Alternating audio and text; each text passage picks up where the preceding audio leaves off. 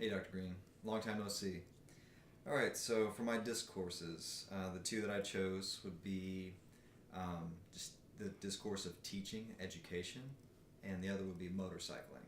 So first on education, especially when it comes to ESL, ELL education, there are a lot of acronyms that we use, a lot of terminology that we use that a lot of general education teachers aren't really familiar with.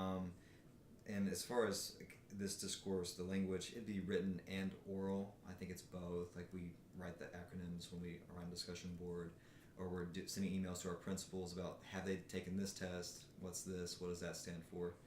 So what else? I learned it primarily through my experience in Japan. I picked up on a lot of acronyms when I taught for the JET program.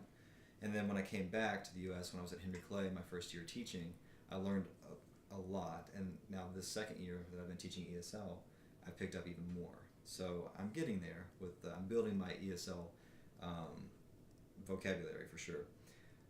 Do I have a group with whom I actively use it? Well, of course, other ELL teachers, people in this class that I'm taking now, and the other course I'm taking. Let's see.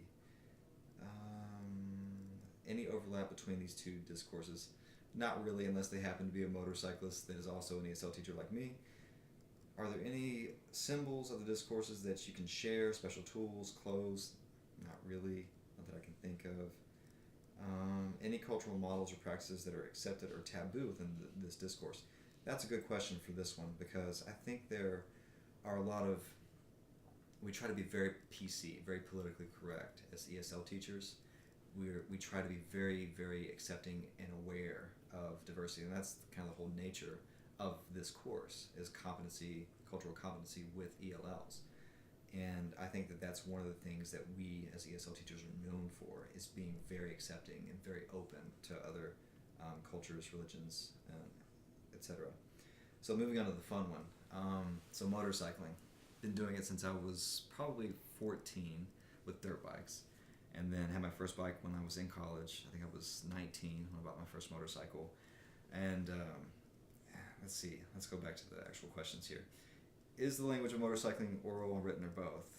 I'd say it's both. Whenever you meet someone else that rides motorcycles, you just immediately click. Usually there are a lot of words: countersteering, Deals gap, a lot of acronyms. For example, ATGAT, which means all the gear, all the time.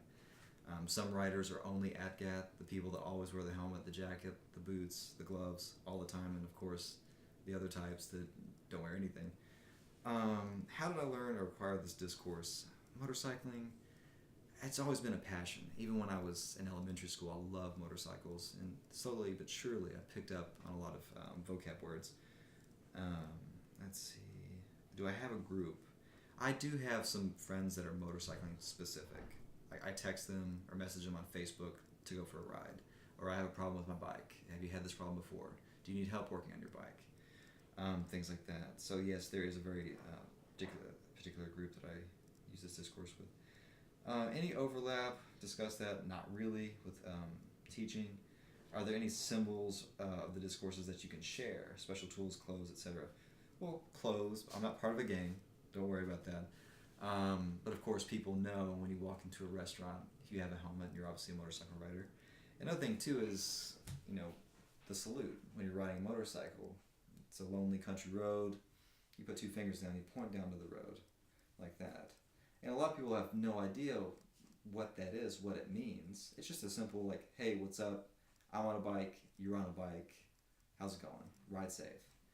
And the really cool thing about that symbol, that gesture, is it really ties you to the other person. They're a complete stranger, but you're sharing this hobby. You may be from totally different walks of life, but motorcycling is something that brings you together. I really love doing that when I ride my motorcycle. Cultural models or practices that are accepted or taboo within this discourse. Kind of mentioned that before. Riders, for example, that don't wear any gear are called squids. And I think that the etymology of squid in motorcycling lingo and that discourse is when people, this is kind of gruesome, when they get in an accident and they're not wearing a helmet, they're not wearing the right gear, their skin, their flesh can be really shredded up it looks kind of like a squid. That's disgusting, but that's that etymology of that. Other practices, ADGAT, wearing all your gear all the time, wearing a helmet, not wearing a helmet, loud pipes save lives, which isn't really true. And as far as taboo, nothing I can really think of. People will make fun of you if you ride a small bike. Like, oh, that's a woman's bike, which is hyper misogynistic and anti-feminist. And I personally don't tolerate that at all. So, but yeah, there you have it. Those are my 2 discourses, and I hope you enjoyed. And I'll see you online soon enough. Thanks. Bye.